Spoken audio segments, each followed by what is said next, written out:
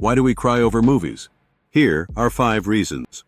Reason: mirror neurons reflect emotions on screen.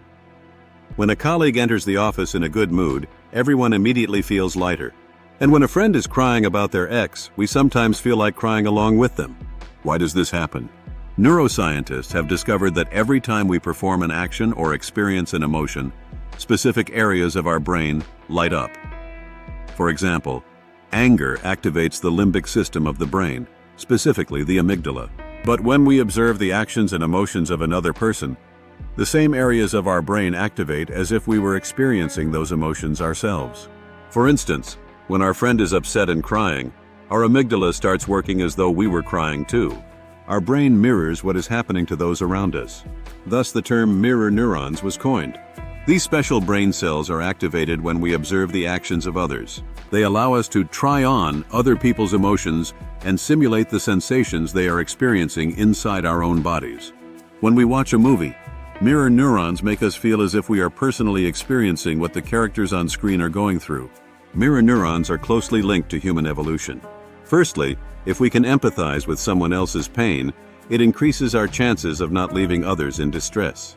Mutual help is crucial for the survival of a population. Secondly, mirror neurons help us learn from others' experiences. Reason 2. Hormones influence emotional responses. Neuroscientist Paul Zak discovered that when we watch touching movies, our body produces the hormone oxytocin. It is known as the love hormone because it is released, for example, when mothers breastfeed their children, as well as when we hug loved ones, kiss, or engage in sex. Humans are social beings. Oxytocin helps us bond with those who support and protect us, building strong relationships.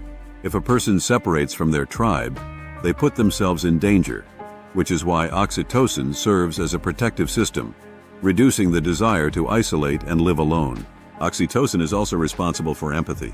Furthermore, oxytocin amplifies the emotions we experience. For instance, if someone is happy to reunite with friends, this hormone turns up the volume on their feelings. You could compare oxytocin to a flavor enhancer. Add it to any event, and the experience becomes even more intense. Dramatists have long understood this effect.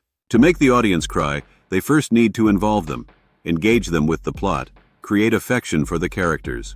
That's why audiences are far more affected by the deaths of characters they have already grown attached to. On the other hand, the death of an unnamed extra is perceived simply as a fact. No oxytocin, no strong emotional reaction.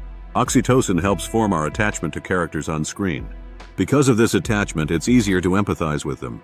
When something sad happens to a character, it feels as if it is happening to us, and oxytocin intensifies those emotions.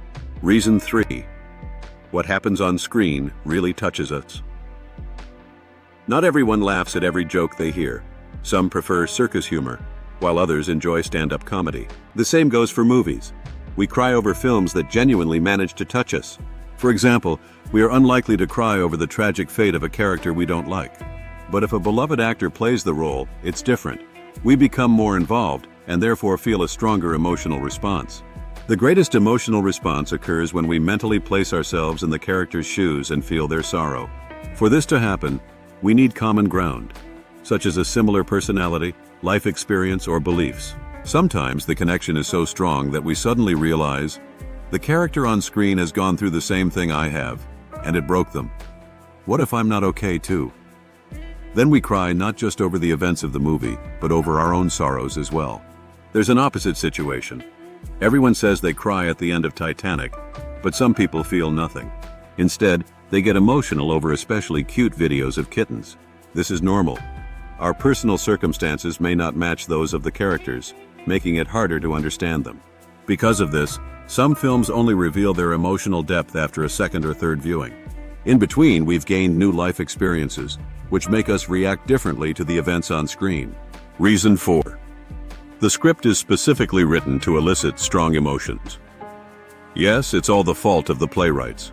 They've spent centuries perfecting the art of quickly eliciting an emotional response from the audience. It is believed that theater as an art form originated in ancient Greece. Since then, humanity has developed tools and rules of dramaturgy. Today, any screenwriter or director knows how to provoke an emotional reaction from the audience. The basic principles of dramaturgy can be summarized as follows. The audience must become attached to the characters. Indifference to their fate will prevent the audience from empathizing with their joys and sorrows. A conflict generates compassion. When a character faces difficulties, the audience starts cheering for them. Tension should build gradually. This way, the climax will elicit stronger emotions. Films about universal themes resonate with everyone. Universal themes include love, loss, friendship, acceptance, and rejection. The contrast enhances the effect of each emotion. Theater actors are often advised, if a character is about to receive news of a loved one's death, they should enter the scene happy and cheerful. Such swings emphasize every emotion and enhance the impression. Reason 5. The movie creates a safe space where you can cry. There's something comforting about shedding a tear in the cinema. The lights are dimmed, the audience can't see each other, but they are experiencing the same thing together. Many cinephiles admit crying in a movie theater is far more comfortable than crying in real life. An interesting fact about tears: people can only cry when they feel safe. This is another survival mechanism. If a hungry lion is chasing you, crying is the last thing on your mind. You need to run.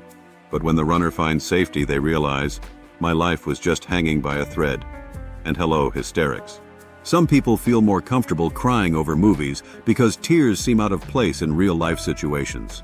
For instance, they may fear that others will shame them, thinking it's inappropriate to pity oneself. But crying at a movie seems acceptable. After all, in the film, everything is fake, and it feels like the tears are fake too.